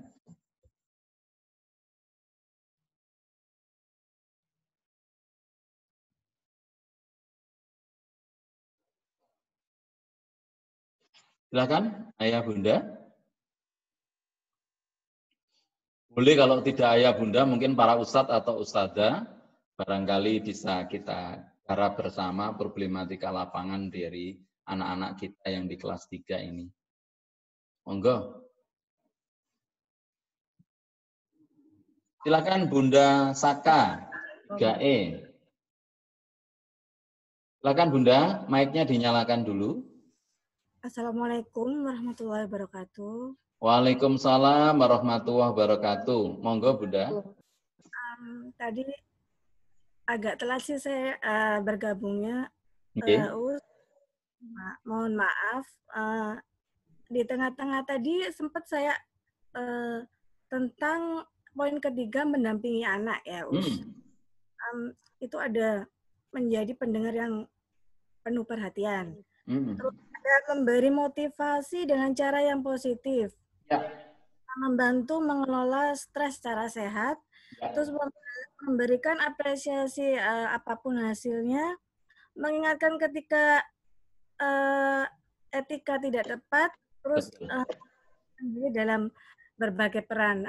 Dari sini untuk poin ketiga, untuk membantu mengelola stres secara sehat. Ya. Ini menjadi permasalahan saya karena anak-anak saya ini tergolong anak-anak yang aktif, Us. Ya. Masa di rumah kayak gini, mungkin Bunda yang banyak stresnya di sini. Lagi mana namanya ada trik-trik khusus ya, Us, untuk untuk mungkin lebih stres. Bayangkan Ustaz ada di sekolah selama ini seperti itu terus. Mungkin ada untuk Bunda. Ya. Mohon izin Bunda, putranya berapa Bunda Saka? Alhamdulillah 3, Us. Oh, 3. Oke. Saya jawab ya begini. Memang sekarang ini perubahan begitu dahsyat. Tiba-tiba harus ke rumah. Saya teringat itu Ashabul Kahfi ya. Tiba-tiba masuk ke gua. Nah, rumah kita ini desainnya apa? Desain awal rumah itu kan tempat istirahat. Sepakat enggak ini? Iya kan? Nah, tapi tiba-tiba rumah berperan menjadi tempat bekerja karena orang tua work from home. Menjadi sekolah. Karena tiba-tiba siswa, anak-anak kita learn from home. Menjadi tempat bermain. Karena tiba-tiba anak-anak nggak boleh kemana-mana. Menjadi tempat ibadah karena anak-anak tidak diizinkan datang ke masjid. Jadi fungsinya menjadi satu, semua ada di rumah. Ya. Nah, kalau kita memang tipikal orang yang suka tenang, suka rapi, ya, kemudian tipikal orang yang tidak suka ribut-ribut, saya jamin memang panjenengan pasti akan stres. Tapi kalau panjenengan berpikir, anakku aktif ini adalah cermin anakku sehat. Persoalannya adalah bagaimana mengelola aktivitas anak itu menjadi sesuatu yang produktif. Tidak harus dipegangi HP loh ya. Buat program bareng-bareng. Ayo hari ini kita bagi tugas. Ya, si A tugasnya ini, adik tugasnya ini, kakak tugasnya ini. Nanti bareng-bareng. Yang bisa menyelesaikan tugas dengan baik, dapat apresiasi dari ayah. Misalnya, ya boleh misalnya mengendalikan TV, nonton TV kesukaannya. Misalnya, keluarga ngikut apa yang channel yang dia pilih. Atau dia dapat apresiasi bidang yang lain. Ya. Maaf ini ya, saya alhamdulillah ketika Ramadan kemarin anak saya itu dapat hafalan 2 juz dan 5 kali khatam. Ya. Tapi ya begitu Bunda, sekali khatam saya sama mamanya ngasih hadiah. Ya. Kamu nak begitu sekali khatam tak kasih hadiah uang 100.000. Atau minta hadiah yang lain, enggak, uang aja. Mamanya juga gitu. Oh, mama juga 100.000. Pokoknya sekali khatam kamu 200.000. 5 kali khatam dia dapat 1 juta itu. Ya. Nah, akhirnya keponakannya, anak saya masih SMP, jadi saya sudah punya cucu, tapi masih punya anak SMP. Keponakannya, berarti cucu saya, itu juga begitu. Akhirnya dia ikut-ikutan. Ya. Apa? Puasa. Sekali puasa kamu dapat uang. Nah, dia ngasih uang, dia 50.000. Kalau kamu puasa sehari tak kasih 50.000. Kalau sampai duhur berapa? Mestinya kalau sampai duhur 10.000 ya. Masih TK itu. Misalnya begitu. Kita manage, kita kelola dengan sesuatu yang bersifat interaktif, sesuatu yang produktif, dan sekaligus ini bisa mengelola anak-anak untuk tidak stres di rumah. Ya, kebanyakan yang stres itu orang tuanya. Dan maaf loh ya, stres itu nular loh Bunda. Kalau kita stres, apa? Bawaan kita, sudut pandang kita, mata kita, ucapan kita, mimik kita, gaya, apa itu namanya? Body language kita, itu mencerminkan suasana nggak enak. Dan itu anak-anak bisa merasa itu. Tapi bayangkan kalau kita bisa mengelola itu dengan baik. Akibatnya apa? Tidak hanya anak dengan saja yang kerasan di rumah. Anaknya tetangga bisa main ke rumah kok. Kenapa? Rumah ini menjadi tempat yang menyenangkan. Mungkin fasilitas di rumah kita tidak terlampau mewah, sederhana. Tapi rumah ini, semua orang bersikap baik kepada kita. Gitu. Cucu saya itu paling senang bawa teman-temannya datang ke rumah. Ya, datang ke rumah masa kita tolak? Ayo cuci tangan dulu ya nak. Cuci tangan dulu sayang. Ayo. Oke, ini dengar suara adzan kan, berhenti dulu, ayo sholat bareng-bareng. Wih, seneng itu. Nah, repotnya kalau kita ini menganggap hadirnya anak-anak di rumah ini tambahan pekerjaan baru, ya stres. Makanya wali murid saya ini terbelah jadi 2, ada yang setuju sekolah masuk, sumpek aku sak kuat anak udah oma kayak kapal pecah, kalau resi dan seterusnya. Nggak ada tenangnya, nggak seterusnya. Tapi ada orang tua yang berpikir, enggak, anak-anak masih di rumah lebih aman, misalnya. Ya, Bunda, selamat. Panjenengan tinggal memberikan 1 titik dalam hati panjenengan, rasa sabar, surga dibuka pintunya untuk panjenengan.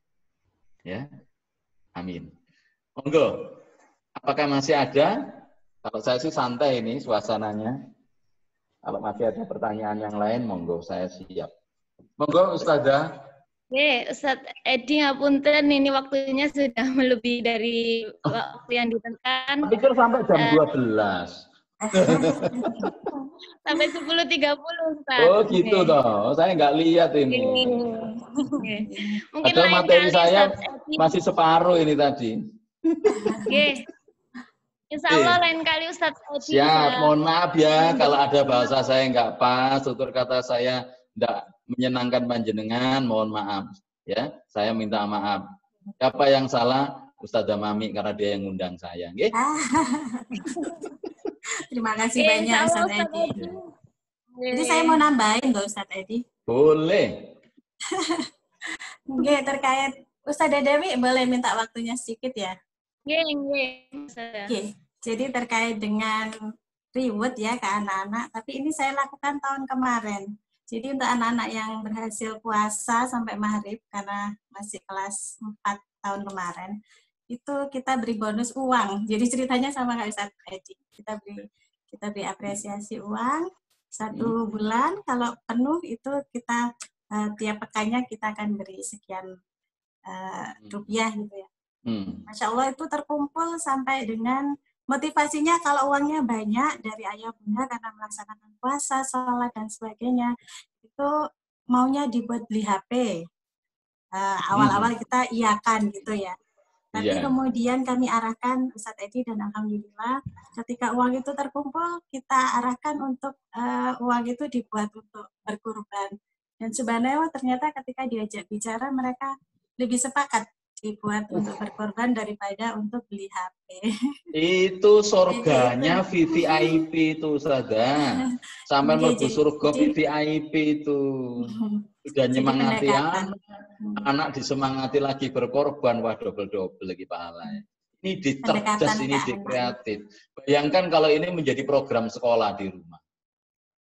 Ya, orang tua juga begitu, yang berprestasi, uangnya ditunjukkan, dikirim lewat informasi ke sekolah, nah nanti kemudian jika sekolah mengadakan korban kurang sedikit ditambahi orang tua, luar biasa ini. Itu yang namanya pendidikan ya di situ itu. Ustazah, hebat ini, luar biasa. Intinya pendekatan ke anak-anak, komunikasi ke anak-anak. Iya. Dalam ilmu mendidik itu ada yang namanya persuading, Ustazah. Iya. Membujuk. Ya. Salah satu metodenya itu persuading, membujuk. Bukan bujui loh ya. Barangnya beda. Antara membujuk sama bujuk itu beda. Nah, salah satunya itu membujuk itu tadi. Ajak anak untuk melakukan sesuatu sesuai dengan yang kita kehendaki. Itu persuading namanya. Nah, kalau bujui ya enggak boleh itu. Loh, kata Mami. Ya, terima kasih banyak Ustadz Edi. Yeah. Ustadz Edi, terima kasih banyak. Mungkin nanti materi ini wali murid luar biasa ini Ustadz, banyak yang terkesima dengan materi hari ini, nggih. Nanti bisa lain kali nggih Ustazah Mami, Ustadz Edi diundang untuk acara penelitian. Nggih, matur nuwun, mudah-mudahan manfaat. Amin. Insya Allah bermanfaat nih. Ya Ustadz Edi. Sapunten. Napa? Bisa minta nomor telepon Ustadz Edi nggak kalau siapa tamu tanya-tanya? Iya, nanti saya tulis di sini ya. Nomor teleponnya saya tulis di chat. Oh iya. Nggih. Ustadz Edi. Nggih, matur nuwun Ustadz Edi. Terima kasih juga buat ayah bunda yang sudah berpartisipasi pada pagi hari ini di acara parenting. Alhamdulillah acara pagi hari ini berjalan lancar. Semoga ilmu yang dari Ustadz Edi tadi bermanfaat buat kita semua. Amin. Amin ya rabbal alamin. Saya Ustazah Dewi, mohon maaf jika selama host ini tadi saya punya salah kata. Akhirnya baik ayah bunda, kita tutup pertemuan pada pagi hari ini dengan membaca hamdalah. Alhamdulillah. Wassalamualaikum warahmatullahi wabarakatuh. Waalaikumsalam warahmatullahi wabarakatuh. Terima kasih banyak ayah bunda. Mohon izin. Nomor telepon saya sudah ada di situ. Sama-sama. Terima kasih Ustazah. Matur nuwun. Assalamualaikum. Waalaikumsalam warahmatullahi wabarakatuh.